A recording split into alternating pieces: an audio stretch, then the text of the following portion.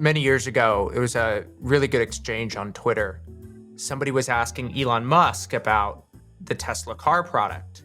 And he said, no, our cars aren't the product. The factory is the product. And if we can get the factory right, then we get the cars right. That's how I think about what Chris does. Chris is building our fundamental product that everybody leans on. Hi, Secret Ops listeners. Your host, Ariana, here to give you a little bit of context on a very special episode that we've got today. For the last 6 months, we've been hearing from specialists within the field of operations, from revenue operations, chief operating officers, data scientists, solution architects, the list goes on and on. And we've really gotten to preview what it's like behind the scenes as an operator. The big question I get, though, is as somebody who loves operations, how do I get someone else to understand the importance of it? And how do I work with people to build operations? Now, this episode is going to do exactly that. Today, we are speaking with David Perell, the founder of the business Rite of Passage, as well as Chris Monk, Chief Operating Officer of Rite of Passage. They have kindly offered to give us a peek into the dynamics that go in between a founder and a COO in building the operations of the business, not just from the gears and the technical details, but also from how you do that and enhance how you talk to your team, how you work with your team, and build it together. It's a treat. I just love talking to both of them. So I really hope you enjoyed this episode, and feel free to share feedback if you want more of this. Enjoy.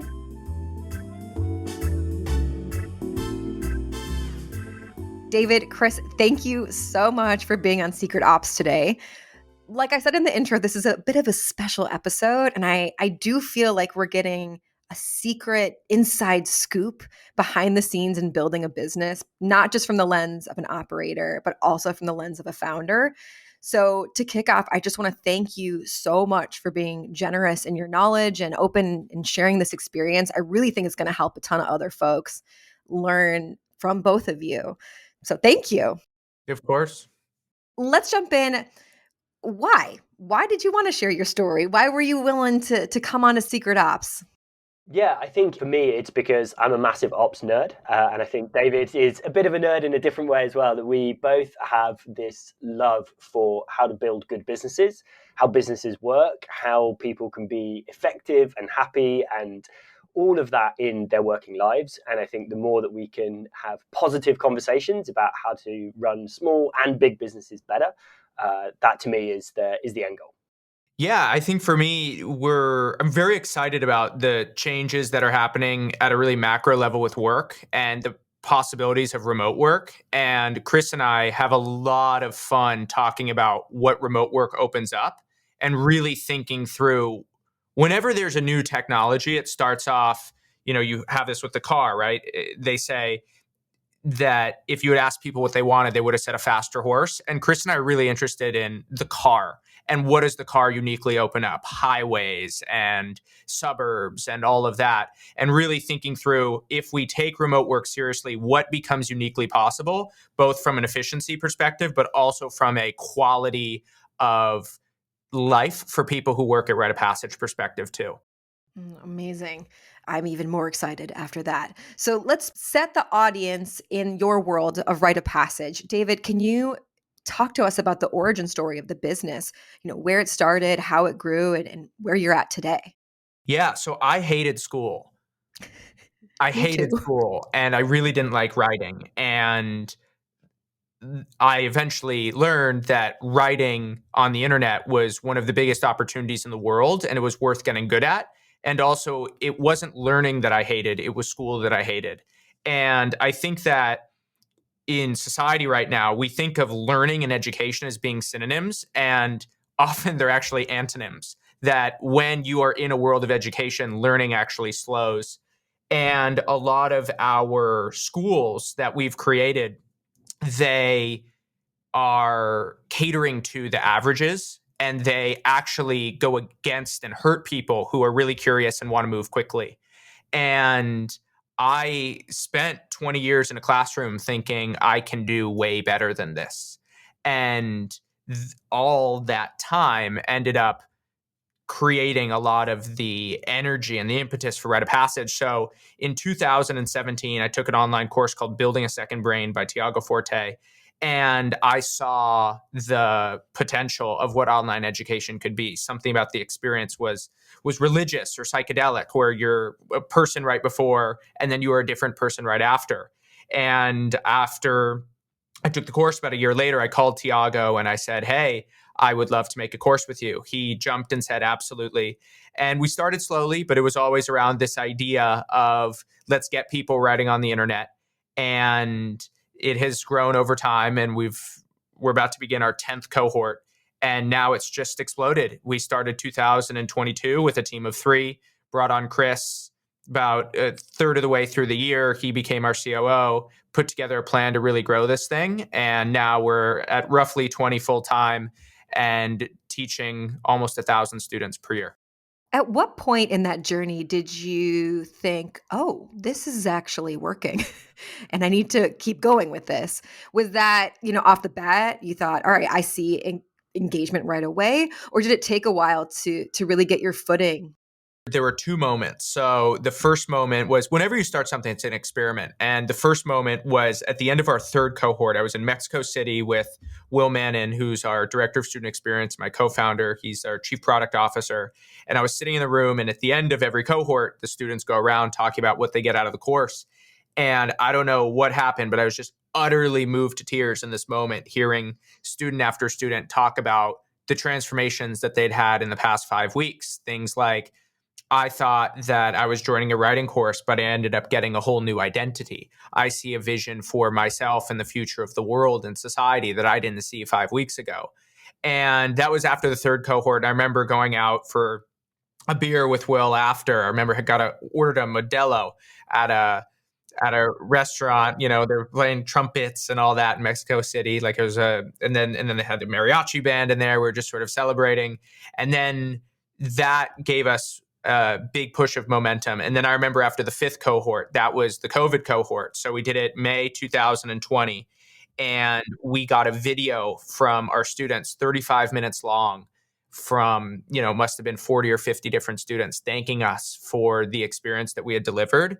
And I was in that moment, in those moments, just blown away with the potential of what we had.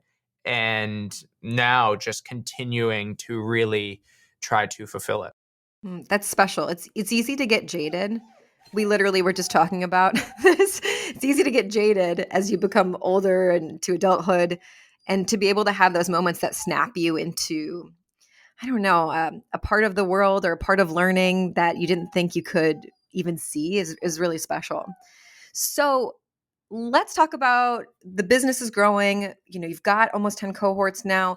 What was the point at which you realized I need to factor in somebody in operations? I need a COO. Yeah, often the most profound realizations come from the most mundane of moments.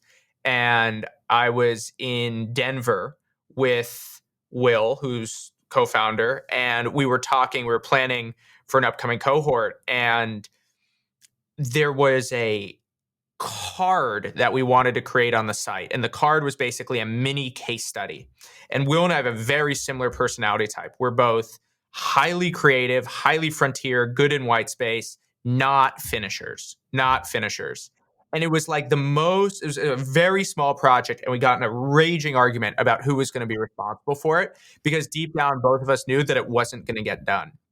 And that pattern was showing up all over the place. Good ideas, good vision, great student experience, messy business, horrible tracking, no systems. And from there, we brought on a recruiter who had been recommended to me by my friend Jeremy Giffen. And we worked with the recruiter. We must have gone through 60, 80, 90 different candidates. And we had a rule that we wouldn't work with anyone outside of North America. It was a hard rule. And it was 8, 9 a.m. one morning, and he said, "Hey, I just spoke with a guy named Chris Monk, who is exactly what you're looking for. He lives in London, and I know that that is a hard and fast rule, but this guy is so good that you need to talk to him. And indeed, Chris was so good that we broke many of our rules to bring him on. Oh my. I mean, for context, I do know how good Chris is at all the things, and so I totally understand. Now, Chris, let's talk about the interviewing process and rite of passage. I know you come from a technology education background. You're also very technical. I mean, you've got a gazillion skill sets, but what about the mission and the people drew you to wanting to work with them? Yeah, so it was an interesting. I've told this story many times, including to the recruiter who got in touch. I'd initially been sent a message on LinkedIn, classic thing, but the subject line was not a good subject line if you want to get someone to pay attention to the message you sent. I fed this back; it's all good now. But I'd actually just been turned down for a different role that I was very excited about in a completely different world, the world of crypto trading, which is worlds away from where we were. I was very down about that, and I thought, what do you do when you've fallen off the horse, you've got a bit of a rejection? Is you hit LinkedIn, and you got back on LinkedIn. I was in Cyprus actually with one of my best buddies. Have a beer, get on LinkedIn. That's how you resolve those situations. And I started going through these messages, and I went back and I saw this message it was called Rite of Passage Thoughts, and I just it had flashed up on my phone, and I just ignored it. And like, I don't know what that is. It was only when rereading, I was like, oh, this is a job. This is a job that sounds interesting. So then, pinged back the recruiter and was like, yep, I'd love to have a chat. And then backwards and forwards. And then I think the moment he realized I was serious is when we sort of failed to arrange something for a while. I sent him my entire availability for the next 2 weeks, broken down into half-hour chunks. And I think that was the point. He went, oh, this guy really wants to talk to me. Like, we want to have a conversation about this. So then we had that first conversation. I'd seen the information about the business. It was a business at a really exciting point in its journey. I'd been with my previous company, Decoded Ariana, when I think I was the 8th person to join, and had been with it through that journey up to 110, something like that. And this was a company back again at that sort of 4, 5, 6 person size.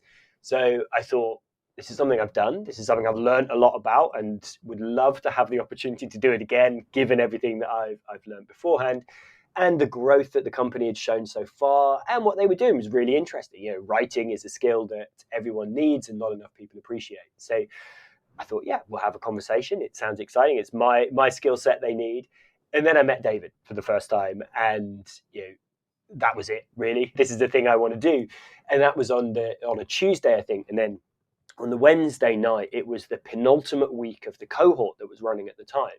And so David said, look, come along tomorrow night, see what we do, see how we do Rite of Passage. So I stayed up till midnight my time, because it's 7 p.m. ET, most things happen, and I was over in London.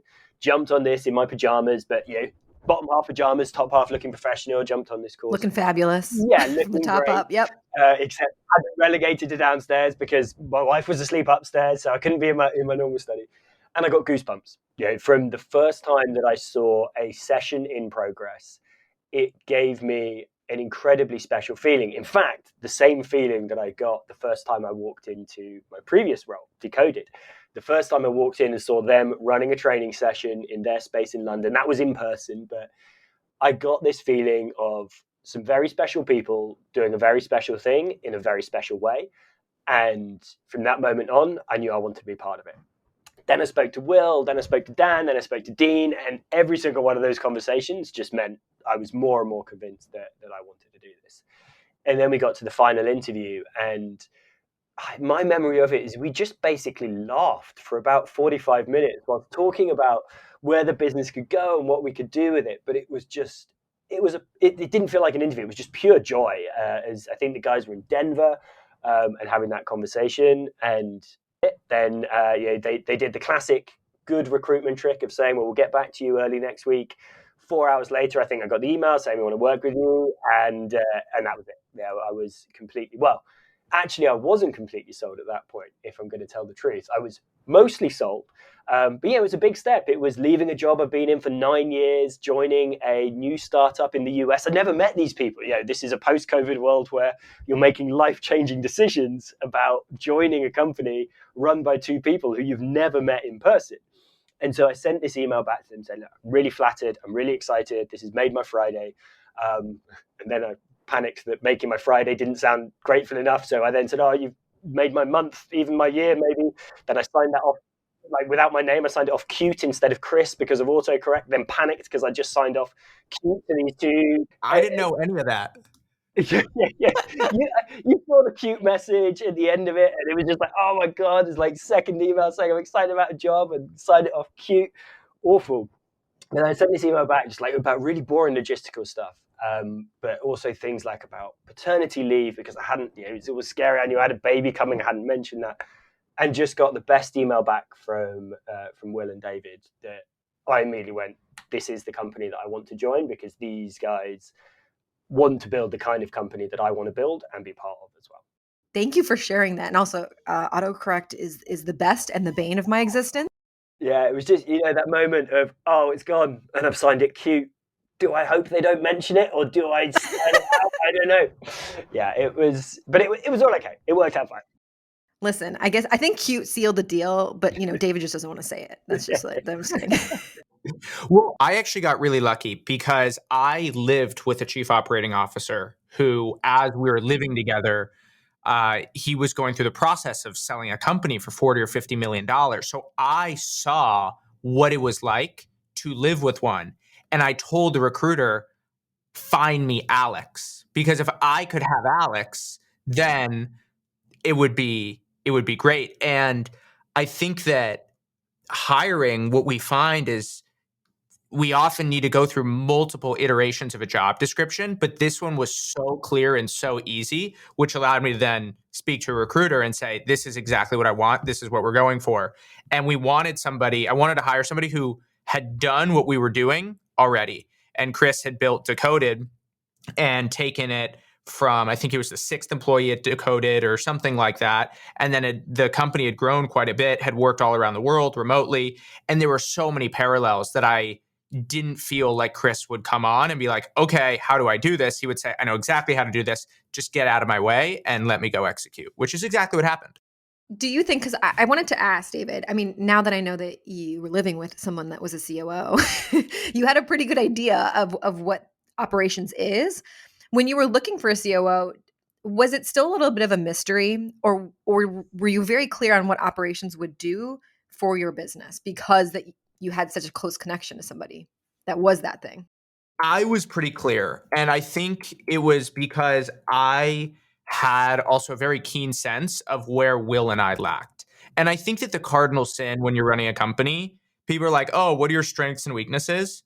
I think that that's less important than just acknowledging your weaknesses and being upfront about them. And people go wrong when they try to surpass their circle of competence, not when they have a bunch of weaknesses. And so what I tried to do was get close and personal with my weaknesses, acknowledge them, try not to have too big of an ego around, hey, I still need to do those things, and then get really clear on the things that I am good at. But Chris's skills are so inverted with mine that it was quite easy. And I think this is the thing with the COO. I wouldn't say to an average person, go hire Chris. That's not what it is. It's go hire the inversion of who you are. And being clear about what do I bring to the table and where do I falter, and then find somebody who's really good in those areas. And if you can be clear about that, then you'll go out and hire a good COO. That is an incredible insight. Because I think that I often get the question, what is it that a COO does? Do they organize? Do they do this thing? But COO can just depend on the industry and what you're doing. It can shapeshift. So to have an awareness of where your weaknesses are, I think also a vulnerability to share those with others and to find somebody that can help you support you on your weaknesses. That's, I hate to say it, but I think it's rare. And it sounds like you, I don't know, are encouraging others to approach it the same way. If I'm wrong, please let me know, but that sounds right to me. We can couch it in words like vulnerability, but this was much closer to a life raft for me. I mean, I was really drowning under the weight of my commitments. And I mean, this was my Hail Mary of desperation, much closer than some sort of noble and virtuous way of thinking about my own psychology. Oh, I love it. So let's get into the first 3 months. Chris comes on board. we always know that the first 90 days, I always think of it as the wild, wild west. Like you're trying to figure out the business, you're trying to figure out each other. I guess, Chris, can you talk me through what that initial moment was walking into the business? Did you have a particular plan in place of how you wanted to approach assessing things? Was it just jumping in and seeing? Talk to me about that. Yeah, so it was really interesting because over here in the UK, we have crazy long notice periods that everyone in the US cannot wrap their heads around. But obviously, I wanted to leave. I've been with Decoded for 9 years. I wanted to leave them in good shape. So I think we agreed 10 weeks I would have between handing in my notice and actually finishing at Decoded. So the first 10 weeks at Rite of Passage, I was working part-time. I'd finish at Decoded at 6 p.m., start doing my Rite of Passage work at 6 p.m. and start doing that. It was a pretty intense time. I don't think I had a first 90-day plan. I've read the book, The First 90 Days, but that works really well in a large organization where a lot of the advice is come in, use your 2 ears, 1 mouth, and just sort of absorb things. That doesn't work at startup scale. That, if I'd arrived and said, for the first 3 months, guys, I'm just going to sit here and listen, I think David would be really confused as to why he'd hired me, because 3 months in startup world is a huge amount of time to just sit there and absorb that information. So, and you had to come on and start executing. I think, as David said, one of the best things was there was a lot of challenges that I just knew how to solve. There were communication things, right? We need to get Slack. We need to implement that. That's the platform that we will need to get with. We need to get Google Workspace rolled out to everyone. So we're working on the same domains. We're using Google Docs, shared drives, real nuts and bolts stuff that is really important to being able to scale and grow a business. So the first 3 months were really spent on just establishing those basics. Getting that technology in place so that we understood the platforms we were using, what we were using those platforms for, where information could be shared, what we're going to put in different places, all of that kind of stuff. And then working with David and Will on planning. There had been, I think David will forgive me for saying, limited forward planning in terms of What's planning? yeah, exactly. What planning? I think I went over to Austin to hang out with Will and David back in May. Sort of again, I was still working part-time and still working at Decoded. They knew I was going over there. And we sat down in a room and we got some spreadsheets out. And it was kind of the first time that any kind of business planning or budgeting or anything like that had been done. But it was an incredibly valuable exercise for me to understand more about the business, to get under the covers of that kind of stuff. And to introduce them to my way of working. And I think that was really important to get together physically early on in that relationship, especially for a fully remote business. Do you think that's like a foundational thing that even if you're a fully remote team, to get that baseline together where you can be in a room, you can feel each other's energy, you can, see each other face to face. Do you think that should just be a part of the setup when you're starting to work with people? Especially for, I was the third member of a 2-person leadership team. So for that to shake itself out, I was very nervous coming into that. These guys have worked together for years. They're really good friends. They're really close to each other. I had to get in a room with them. Also had to work out whether I made a terrible mistake, and they need to work out whether they made a terrible mistake. Because if we didn't enjoy hanging out and being in a room together, then this was not going to work. Fundamentally, if you don't like spending time with the people you're in that relationship with, I think it was incredibly important. And it really sealed that I'd made the right decision. At the end of those, I think it was only 3 days, something like that. We all sort of said to each other, it feels like we've been working together for years. This feels like a relationship that's been going back a long time. And that was really valuable to start getting that planning in place and start laying the foundation for a more planned and slightly more structured and mindful journey that we were going to go on for the next couple of years. So that was the first bit. And then from there, it was organizing finance, getting those systems in place.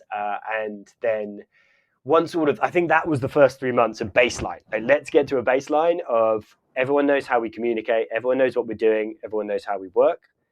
Then breathe and start thinking about where we're going to go as we move from 1 to 2. So, David, on your side, 3 months, a lot of change happening, baseline being built, foundation being built. How did it feel? Was it a relief? Was it scary? Was it exciting? What were the emotions going into all that? Yeah, I remember it's all sort of encapsulated in one story. So after Chris joined, I took a few weeks off and I was designing a production studio in Austin. And so I took a trip to France to get inspiration for it. And I remember I was in southern France and I get a text that says, "Hey, Chris wants to go to Slack." And I popped into, we're communicating over email at the time. I get a Slack notification and I had made a commitment for the entirety of our company to never use an instant messenger platform. And, Newton has his laws of gravity and David had his laws of no Slack. And I remember sitting at breakfast saying, how am I going to respond to this? And there was one way of responding to this, which is absolutely not kick Chris off the can and say, hey, we didn't even talk about this. And I said, you know what? Chris is in charge now. We're using Slack. And he was totally right about it. And I think that it's in moments like that where you really decide what this relationship is going to be all about. And you cannot micromanage people. Like the way that I treat my leadership team is that all of them are the CEOs of their worlds. And we work together 4 times a year. To the beginning of the year, we set high level goals for the company and OKRs. And then we have 4 admin weeks throughout the year. And I'm very involved in planning. And also at a company level, we can talk about this. I'm pretty principled in terms of the way that we're going to function as a team. But insofar as things are aligned with the OKRs, insofar as they're aligned with the principles, it is their world and they run the ship. And I default to trusting them more than I trust myself. I definitely want to dive into the principles, but I want to backtrack. What was your mentality about like the no Slack rule or the no chat messenger? What was your feeling? Because I do see the other side where Slack can become a cluster and you're constantly reacting to it. So was that where it was coming from, or was there something else there? Yeah, I don't think it's good to be constantly on if you're trying to do deep work. And if you're not careful with Slack, it's the line I love is that it's an all day meeting with no agenda. And you're constantly expecting pings. There's constant back and forths. And I'd interned at a few companies that had Slack, and then I worked at one, and it was horrible. We did not use it well. Everything was urgent with a capital U, everything was a priority, and it drove me crazy. And I didn't want that. I didn't want that for myself. I didn't want to build a company that was like that.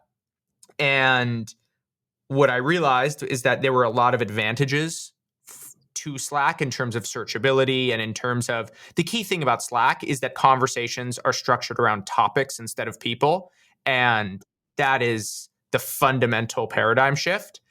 And that's very smart. But frankly, I still wish that there was a rule that you would send a Slack message and then the person wouldn't receive it for 5 minutes, or vice versa, that every message has to wait 5 minutes. Because the problem with Slack is the instantaneity. And we have this heuristic as a society that less friction and more instantaneity is always better. And that is not the case at all.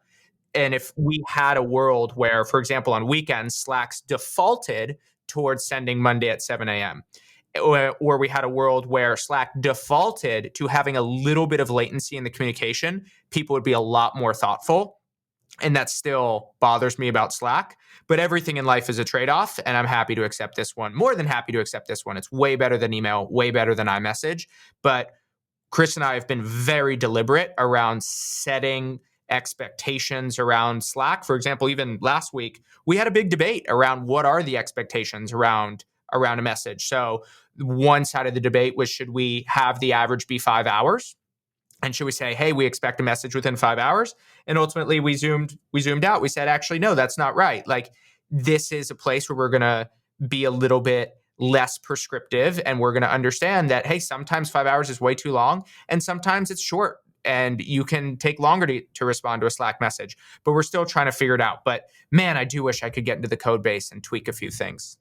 It does sound like there needs to be some parameters, because I also agree. I am going through an email addiction problem and trying to not constantly check my email. And it's like I do need a forceful pause to be able to disconnect and do that deep work. It's impossible to context switch. And it just uses all of your mental energy that could be put toward better things when you're reactive two things all the day long. Let's jump back to the principles. David, talk to us about your approach to the principles for rite of passage. And then, Chris, I'd love to hear how that's translated into you sculpting the operational side. Yeah. So I have a very dear mentor who has bought more than 100 companies, has done extremely well in his career. And we were having a conversation a few months ago, and he told me a story of back in 96 or 97. He was hosting the company holiday party, and their strategy for growing the company was to go get the best engineers in the world. And what he thought was, hey, these are really smart people. I need to always be entertaining them with something new every time I talk to them. And his director of HR came up to him at the company holiday party and said, hey, you're getting it all wrong. Rather than saying something different every time, you have to say the same thing every time. And so he's at the company holiday party, and his director of HR goes, you have three things that you can say at your speech tonight, no more than three things.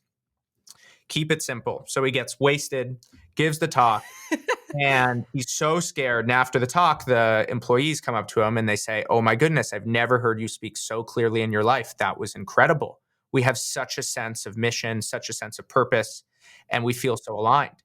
So it's been 26 years now, and his whole strategy has just been saying the same things over and over and over again with different stories and different ways to say them, and constantly repeating the same things. And I've taken that to heart. And I think Jeff Bezos does the same thing, that when you scale a company, it's not just about scaling people, scaling operations, it's about scaling decision making.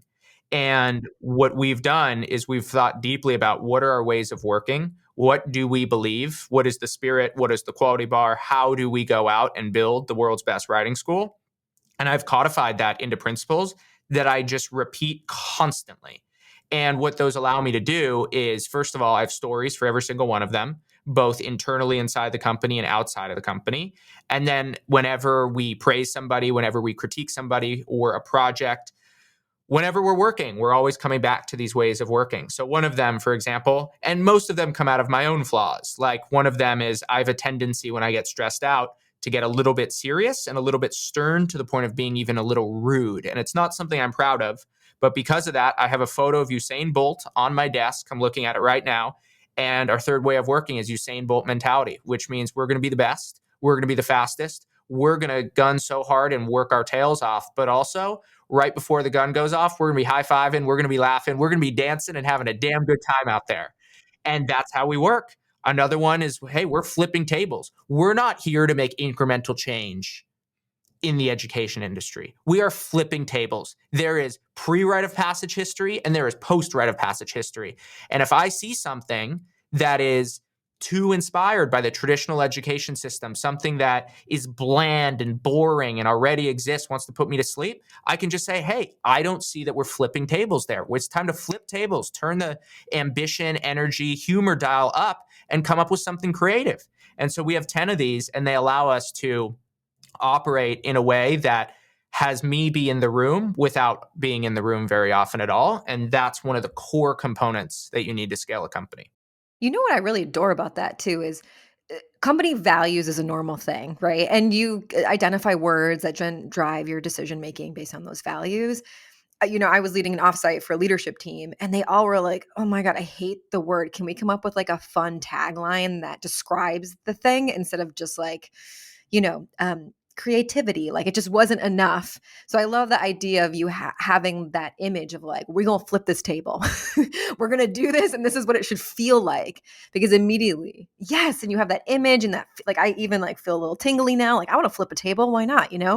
So Chris, when it came to operations, having this sort of very vivid way of approaching the way of working, how did that translate into building operations? And did it affect how you did things initially, or did it sort of come in when you started to refine the ways of working? We developed those ways of working over time. They weren't in existence when I joined the company. We had our values, and we talked a lot about culture, and we sort of threw, as a leadership team, I think I called it out. We were throwing the words culture and ways of working and values around and using them almost interchangeably. And it was when I was in a conversation, I think, with the rest of the leadership team. I was like, guys, we're using these 3 words, and we've used all 3 of them to mean, I think, different things, but then also the same thing. And that's not good enough. We need to work out what we actually mean by these different things. So we did some thinking, bit of navel-gazing, bit of reading, and we fundamentally decided that your values, the things that you hold dear, and we have those. We have our 4 rite of passage values. And then the ways of working are how you embody those values. Because values should be high level, like creativity. What does that mean? Like, okay, that's a value, right? We understand what it means as a value, but when I turn up for work on a Monday morning, what does creativity mean to me in my day-to-day job? It doesn't mean anything. So we had to translate those values into the ways of working. And then we've deliberately not defined a culture, because anyone who tries to define a culture is my belief and David's belief that you're onto a loser. You can't define culture. Culture is emergent. Anyone who sits down to write, this is what our culture is here, that's not how culture works. Culture wins out, but culture wins out because it forms itself from the principles that you can define. So we can say these are our values, then we can define our ways of working, and then we can see culture that comes out of that. And that was a learning process over the sort of first 6 months that I spent at Rite of Passage, as we gradually worked out what our ways of working were and then what we wanted them to be. Because you can't just sit down and go, right, this is how we're going to work and this is a complete change. It has to be a combination of emergent and then codifying. And that's a really important thing, as David says, to do, is that you observe and then codify at that early stage before you scale a company. So that when new people are coming in, you can now, or even now, I've done it in a couple of screening calls and interviews that I've been doing. When someone says, what's it like to work at Rite of Passage? I can just send them the ways of working and go, that's what it's like to work here. This is how we work. If you don't like it, this ain't the place for you to work at. So it's incredibly important for that growing and scaling company. Hello, fellow thinkers. Now, if you have been a loyal listener of Secret Ops, then you already know about our sponsors, Baron Fig, the company that makes tools for thinkers. Now, I'm totally biased, but I really think that Baron Fig has the best product suite for thinkers and operators alike. And you know what? I'm not the only one that thinks so. Bloomberg said, and I quote, that Baron Fig's products are, quote, high-end and well-crafted, which they absolutely are. Their Confidant notebook is the most delicious notebook that you will use with the most perfect dot grid paper. But it's not just Bloomberg. Actually, fun fact, New York Magazine, they tested 100 pens to find the top pen. And after testing all of those pens, they rated Baron Fig's Squire pen the number 1 pen. The number 1 pen. It's not just me, y'all. You got to give them a try. And guess what? We got you hooked up with the discount code. If you go to baronfig.com today, enter in the discount code SECRET20 and get 20% off your next order of $50 or more. Again, that's SECRET20 and get 20% off your next order of $50 or more. Oh, I'm like so jealous that you're going to get to see all this for the first time because their products are so delicious.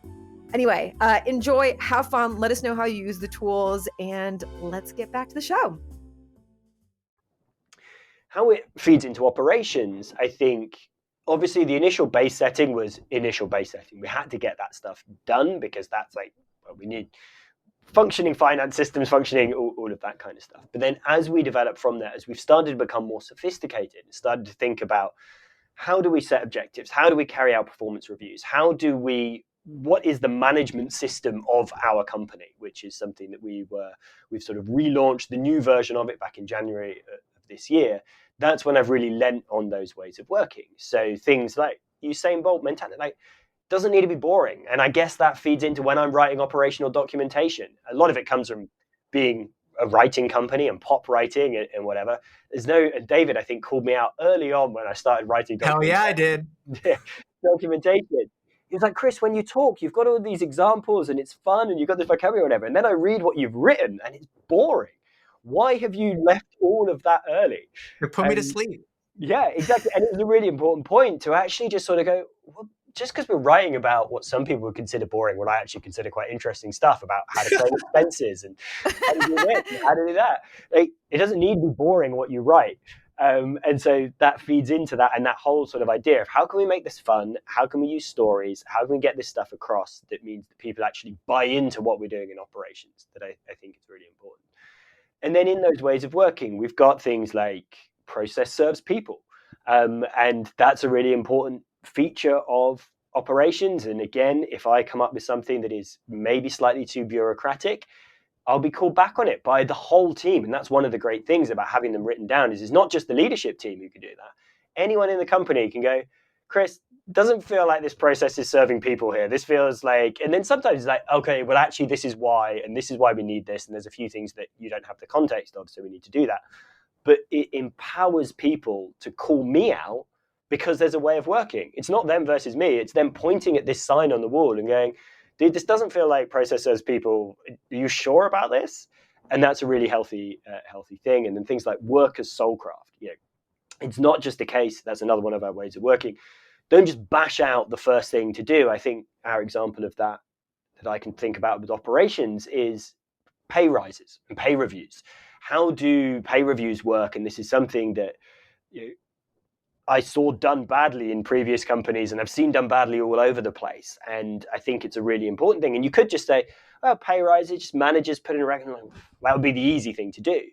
But actually, work as soulcraft means that there is almost an imperative on me that if I'm going to come and say, like, this has got to be not just a way of getting pay reviews done, it's got to be the best way of getting pay reviews done that any company has ever done.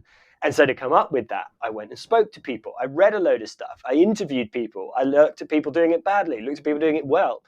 And that then meant that we've come up with this, I think, beautiful way of doing pay reviews. We'll see. We haven't actually tested it yet. But that goes back to that work as soulcraft. It's not just what's the quickest, easiest thing I can do. It's what's the best thing I can do to make this the best way of operating. So I hear you on finding the best way about it and approaching it in that sense of like you're building this from the ground up. You're not just taking one thing and doing the thing. Like you're trying to find the best way for rite of passage. How do you balance that level of work with time? Startups, smaller companies, you're always balancing time with the amount of work you can put into something. So how do you do it? Yeah, well, we have answers Yes. in our ways of working. So one of the books that really impacted me was Amp It Up by Frank Slootman. And he basically has three principles that he uses to lead his companies. The first is increase the tempo. The second is raise the standards. And the third is narrow the focus. And the third one is the most important. Every company isn't focused enough, basically. And it is a constant battle of narrowing the focus. Projects are power laws.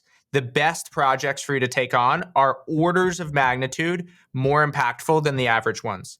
The most important goals that you can hit are orders of magnitude more impactful than the average ones. And so what we try to do is we begin every year with focusing on what do we want to do? And we think of that qualitatively, we think of it quantitatively. Then we begin every quarter with doing that as OKRs, where every team and every individual finds the things that matter most. And I review every single team OKR and many of the individual ones. And I say, how do we narrow the focus? How do we narrow the focus? How do we narrow the focus? Do less, but better. And if you can properly narrow the aperture of what you're doing, you can become like a laser. And the reason that a laser is so strong is because the light is concentrated in a very narrow aperture towards a specific place. And that's what we want to do. That's the advantage that small companies have against big ones, is we can focus on a very specific way of thinking about education and a very specific project set. And if we do that, that is the trade-off that we make so that we can then increase the tempo and work quickly and raise the standards in everything we do and get that work as soulcraft. That's beautiful too, because then you're also creating this culture of being able to push back lovingly to say, hey, we need to narrow this. We want this to be of this quality. I feel like you're bitten off more than we can chew here in this time frame. Let's actually make this achievable. And that's something I feel like a lot of companies don't do, where they're like, oh, I think this might be too big, but you don't want to rock the boat too much. So you don't say it. But the amount of work and energy and stress that you're saving just by narrowing your focus, it just compounds over time. Yeah, Russ Laraway puts it really well. He talks about prioritization being an exercise in subtraction, not addition. And that's something that we really believe in. Get rid of the stuff that doesn't matter, focus on what does matter, do that really well, then come back to the rest of it. We also have like much more tactical things that we're meeting skeptical. That's one of our ways of working. So we don't have time just absorbed by meetings that go on and update meetings. None of that stuff happens. We write stuff down. We believe in deep work. We protect time to do all of that kind of stuff. And we do that really intentionally. And I think that means that I can have a whole day where I don't speak to anyone else in the team, sometimes 2 days a week that I don't have those conversations. And that gives me the time to go, I'm going to go do some academic study on how we do pay reviews. And that allows that deep work. And I think David alluded to that right at the beginning. It's one of the beautiful things about remote work is that it gives you that space to be able to do those deep dives without people grabbing you and bothering you. I mean, it's got some downsides in different ways, but it allows us to really focus in and produce work as soulcraft. And also the language there is very, very intentional. Meeting skeptical. Skeptical means we default towards pushing away. But when a meeting needs to happen, it needs to happen, and we make sure it happens well. I will not go to a meeting unless there's an agenda. And we try to make sure that that's the case inside the entire company. The person who calls the meeting is responsible for the agenda, and it has to be written out enough in advance that everybody else can not only read it, but comment on it before. We use Tuesdays to run the company. So all of our internal meetings, our one-on-ones happen on Tuesdays. What happens is all the people that I work with, they prepare a one-on-one document in advance of our meetings. Then what I do is I go in and I comment on the meeting agenda before it begins. And by doing that, I knock off about 50% of the things that we need to discuss just because we can get it done in text. And what it does is the thing that takes the longest in the meeting is the context load. Well, so let me tell you this. And they go into some crazy story. They talk about their emotions. Like the conversation just expands into infinity. And now something that could have taken literally 30 seconds takes 10 minutes. And that's what kills meeting efficiency. And so what we do is we go in, we're always prepared with an agenda. We try to comment in the agenda as much as possible. And then once we have the agenda and the comments and everyone's read through it, you won't believe how efficient our meetings can be once a pair of people or a team have worked together for about 2 or 3 months. So I will say, as somebody who's made so many agendas and nobody reads them, it's refreshing to hear, one, that they're actually being used, and that two, it's used to engage and refine the conversation. The level of detail you put in agendas, I wrote about this on LinkedIn last week as my sort of thing to share with everyone, is that the way that an agenda becomes effective is that there should be enough written about the point you want to raise in the agenda for the discussion to take place in that document. And that's the thing that people don't do. So an example would be, if someone put in our leadership agenda document that we work out of, and that's one of the most, that's where the sort of complex or detailed agenda came from initially. If someone put in their cohort timing, and you can imagine agenda item 4, cohort timing, the timing of which we're going to do the cohort. Nowadays, if I wrote that in our leadership huddle, I would just get a comment, just a list of like question mark, what timing, what are you talking about? What does this mean? Because now, instead of writing cohort timing, I would write something like, the flagship cohort that's coming up in spring this year, 1 week of it overlaps with David being away in South Africa. We've got 3 options. We can move it forward by a week, that would be this date to this date, move it back by a week, this date to this date, or we can do it and we just don't have David for a week of it. Thoughts? And then from that, the conversation, boom, boom, boom. That means that that's not going to take up time in the meeting because everyone will just green tick it. Yep, great, move it forward a week. Or Will come in and say, I vote move it forward a week. David's like, yeah, I'm great with that. Aaron's like, works for me, gives me an extra week. Happy days. That's then 20 minutes because it would take 5 minutes in a meeting of 4 of us, 20 minutes that we've saved by having that detail. But it only works and it only turns agendas into living documents if there's enough detail in there, and you have to hold each other to account to do that. And David's been fantastic at that because it's so easy to I'll just stick it in the agenda and then I'll bring it up in the meeting. And you need your colleagues to be like, what do you mean, dude? Like, what are you talking about? This is not enough detail for me to log on the morning and understand exactly what we're going to talk about. You do that, meetings become so much better. And it also pairs beautifully with the days that you can just have head down, quiet space to actually think about those things too. It all goes together. It has to go hand in hand. You won't have the time to review the agenda. You won't have the time to make a detailed agenda if you don't have that space carved out to do that deep thinking and really think through decisions. You know what? Like what you're saying there is key. It all goes together. We're not trying to build a company for every single person. We're actually trying to build a company that most people would hate working at. But the people who like working at Rite of Passage, we want to make sure that they love working at Rite of Passage, that they feel respected, and that they feel like this is a place where they can thrive, where they have agency and autonomy. And we want to pair that with what we need to do to deliver a best in class product. And so we're not saying that this is the right way to build a company. We're saying that this is one way to build a company that works with the product that we're delivering.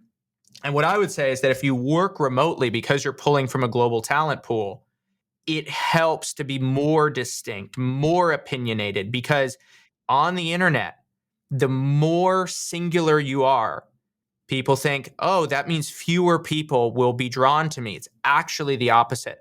On the internet, because the internet is an amazing matching tool. That's fundamentally the first 25, 30 years of the internet has basically been a matching tool. It has been eBay. People want to sell Pez dispensers with people want to buy Pez dispensers. Uber, I have an open car, I want to ride. Airbnb, I have an open house, I need a place to stay. That is the fundamental killer app of the internet, matching. And so what we want to do is not only codify our ways of working, but talk about our ways of working and have people from around the world say, oh my goodness, I'm so aligned not just with your mission, but how you work. And we want to be a 12 out of 10 for those people and have a high variance rather than being pretty good to a lot of people. This also ties into immediately thinking about the 4-day work week and businesses trying out that as an experiment. These are all things that if we start to communicate the understanding of when it works, when it doesn't, because we're all doing these little micro experiments within our own organizations, it can help others to sort of find their own path and their own combination, almost like a recipe, because it's always going to look different based on the business and the culture and the industry and the region. It's about cross-pollinating though to get that to happen. Now, if I were to zoom out a little bit, y'all have worked together. You have, like the salt and pepper thing. Like you've got different skill sets, but they're similar. What would you say? I guess, David, I'll start with you. What would you say is the thing that you have learned to appreciate the most about Chris, but specifically about having an operator in the business? One thing that we talk a lot about is many years ago, it was a really good exchange on Twitter. And somebody was asking Elon Musk about the Tesla car product. And he said, no, our cars aren't the product. The factory is the product. The factory is the product. And if we can get the factory right, then we get the cars right. And that's how I think about what Chris does. Is Chris is building our fundamental product that everybody leans on. Every team at Rite of Passage depends on an operations layer that Chris runs, and that operations layer underpins the entire business. And if we can get that right, we have a firm foundation that we can build on top of that. And that's why the work that Chris and I do is so intentional, because it begins with operations in so many ways. I think what Chris does uniquely well is he is both detail oriented, has a heart on fire, which is one of our core sayings at Rite of Passage, but also works quickly and works at startup speed. And it's hard to find people who are as chipper and jolly as Chris, but also as efficient. And then at the same time, have efficiency, but still have a heart on fire. And in the synthesis of those things, that's what we look for when we hire. And it's very hard to find. And Chris does that well. Well, now, Chris, I got to flip it on you. Having watched David in this last year, watching him as a founder, what he's built, what he's wanting to build in the future, what are some takeaways for you? What are the traits that you have learned to appreciate over this last year? I get asked this a lot in interviews. When I'm interviewing, people say, what's it like to work with David? And he's here. He knows what I say. I think David is everything that you want in a leader of a startup, in that he has a very clear vision, incredibly clear, is passionate about it, knows where he wants to go, but will change his mind without any ill feeling if you can convince him or disagree with him or explain to him why the current direction and stuff is wrong. Which I think, it's summed up. There's a bon mot of deeply held, or what is it? Strong opinions Our lightly opinions held. loosely held. Yeah. Yeah, strong opinions loosely held, and that's something that David is really, really good at. And I sort of experienced that early on. I think before I'd even joined full time, we had a bit of an issue with something that had come up during the cohort or post the previous cohort that had just finished. And David and Will had this view of how we should deal with it. It was pretty nerve wracking. I had to sort of say in this meeting, sorry guys, I think you're both wrong here. I think this is not what we should be doing. This is what we need to do because of X, Y, and Z. And both of them just went, yeah, hadn't thought about it like that. And that was the reason we went there. And that is so rare for someone to be able to, someone who hadn't even started working at your company yet, to turn around to the CEO and the CPO and say, I think you're wrong. And for both of them to go, okay, yeah. And that's continued. That's incredibly important with how we work as a leadership team, that respectful challenge, that respectful debate. David doesn't always do what I say. I'm not always right, etc., etc. But that is incredibly rare, I think, within a CEO, to have someone who is so open to feedback, so open to challenge, but also so clear about where we're going. Because it's not just a case of saying whatever the next person comes into the room suggests, oh, let's go with them, let's go with their view, let's go with their view. It's about having a viewpoint, but then being open to anyone disagreeing with that. And that's not just me, that's anyone across the business will be listened to. And I think that's rare and special. Yeah, it's a fine balance too. So before we get to some rapid fire questions, if you are listening and you are a founder of a business, a CEO, a COO, an operations director, I want you to get some advice that you can take away just from this year that you've had working together. And Chris, I'm going to flip the script. I'll have you go first. And I'll give David some little time to think about this. What would you give as far as a piece of advice to other operators when it comes to working with founders and CEOs and building the operations for a business with what you know now? The most important thing, I think, would be write things down.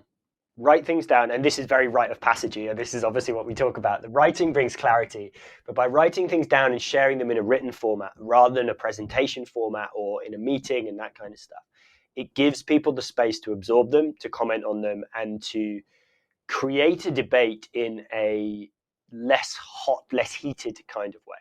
It creates artifacts and it allows you to point back to things. And then it does allow you to sometimes do, once things have been accepted, they're written down, they're agreed.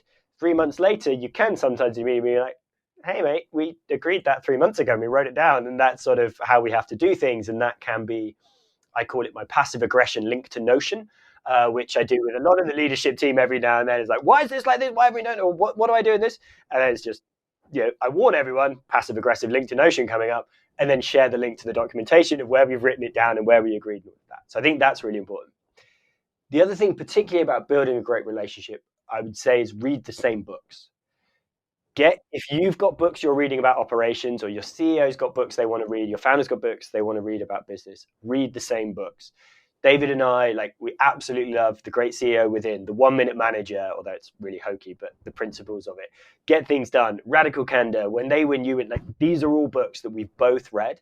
And that means that we have now a shared vocabulary and a shared understanding of these different things. It doesn't mean adopt everything that's in them, but you can. It's just as useful to go, we don't want to do that. I disagreed with that, as well as to be able to say, go and read that chapter again. I think that's really important. Or do you remember the example of, or X, Y, and Z? That allows you to have a much more structured conversation than you might have been able to otherwise. All right, David, you're up. A year into having a COO on board, as a founder, and knowing what you didn't know a year ago, what would you advise other founders and CEOs to understand about the process of building operations alongside an operator? I think be really clear about what you want is a really big one. I think Chris has a very keen sense of what I'm going for. I think I have a very keen sense of what he's going for. And we've worked it out together in conversation and in writing.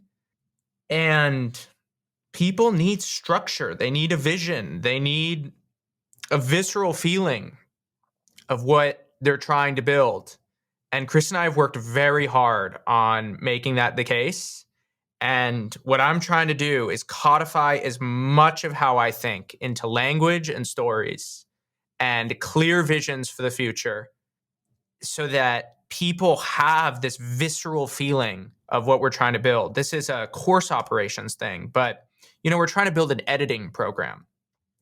And there's one version of it, which is where I started, which is, hey, let's have a whole team of editors to make sure that people can get editing on their writing.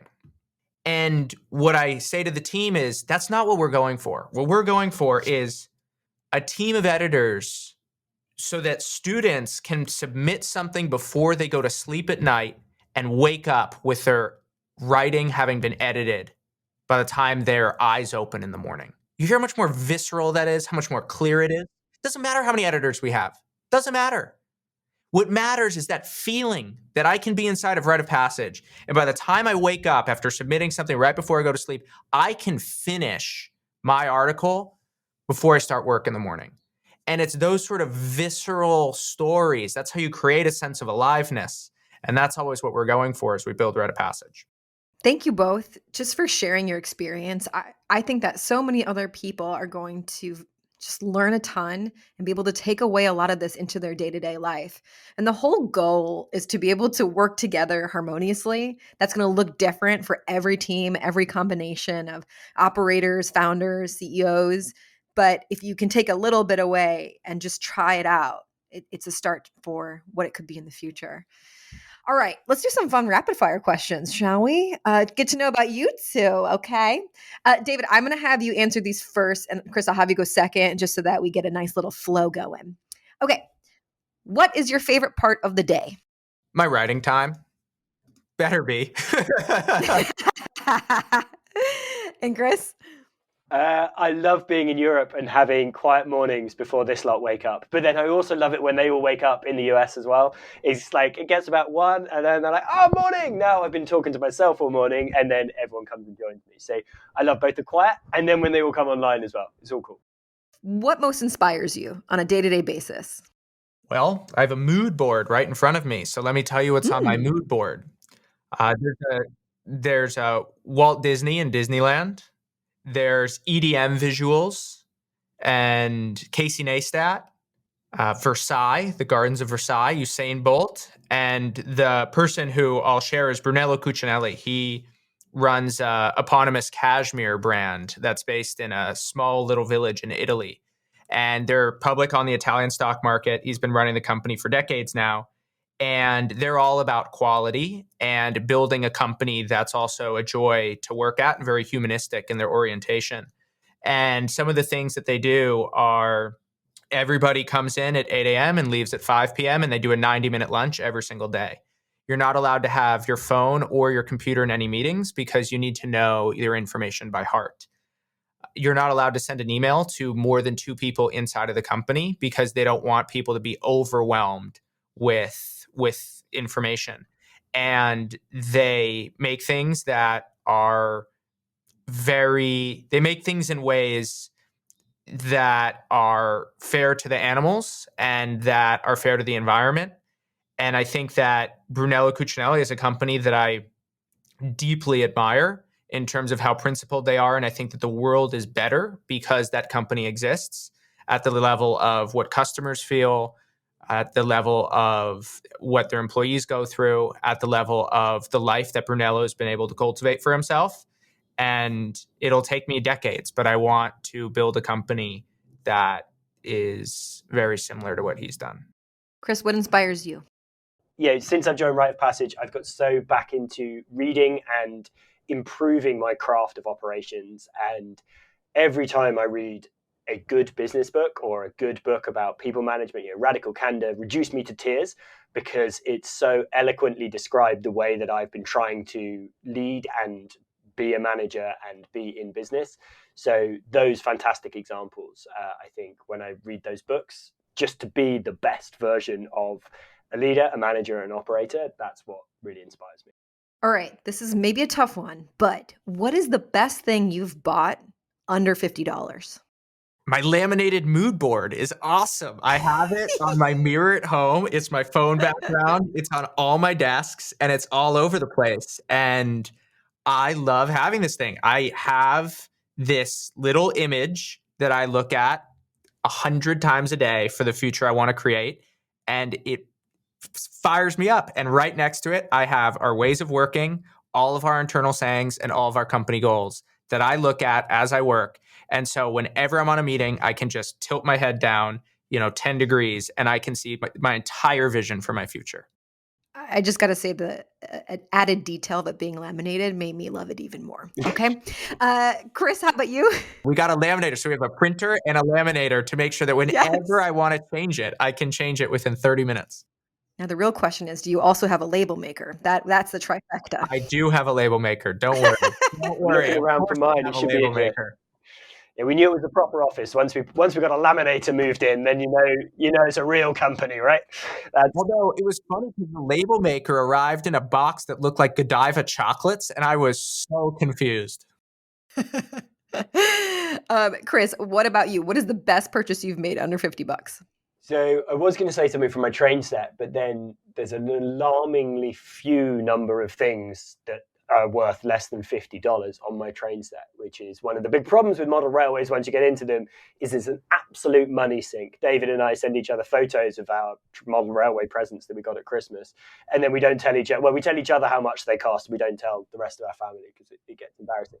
So I'm sure there's some stuff on there's under $50, but I am going to say it's this actually, which is my Pass Pixie. You can see that, Ariana, which is a little laminated high vis sort of traffic camera warning sign, and you can wear it on your back when you're cycling, and it has a magic effect of making motorists know that I'm running video cameras, and they give you so much more space when you're out cycling. And this is like $12, I think, $9.99 in pounds, and it's quite literally a lifesaver. So I would highly recommend that as my object.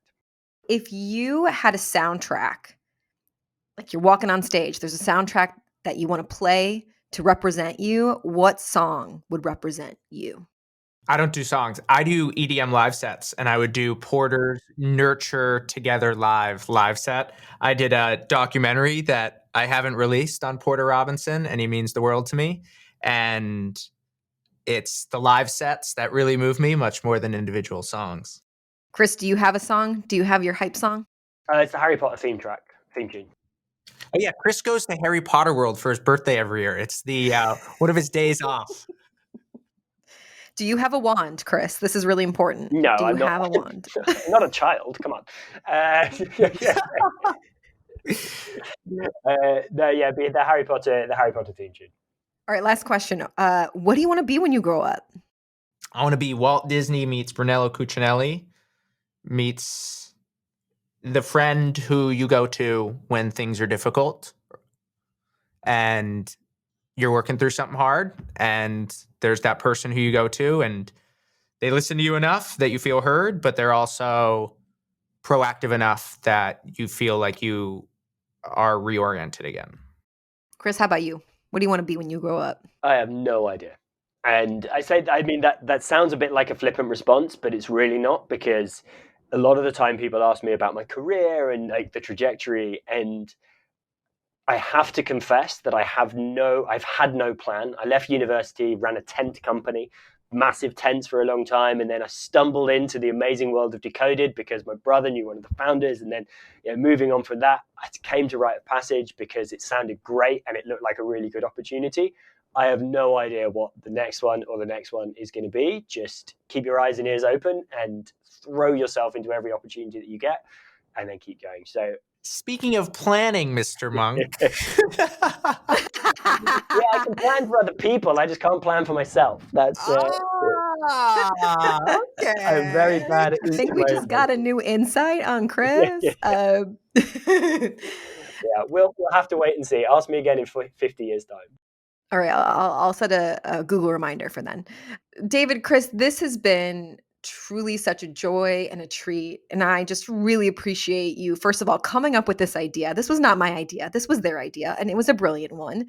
So I'm just really appreciative, not only for being willing to share your story, but also for being quite funny. I'm just going to say it. You two are a dynamic duo. I hope to see a stand-up routine soon.